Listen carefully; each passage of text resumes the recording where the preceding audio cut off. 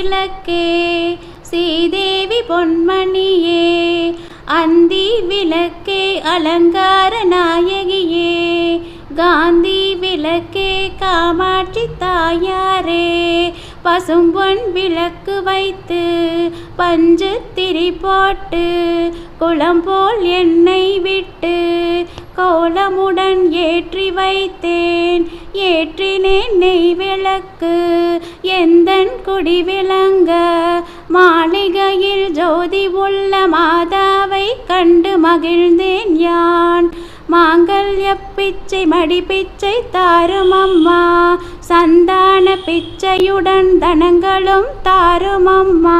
பெட்டி நிறைய பூஷணங்களை தாரும் அம்மா, பட்டி நிறைய பால் பசுவை தாரும் அம்மா, கொட்டகை நிறைய குதிரைகளை தாரும் அம்மா.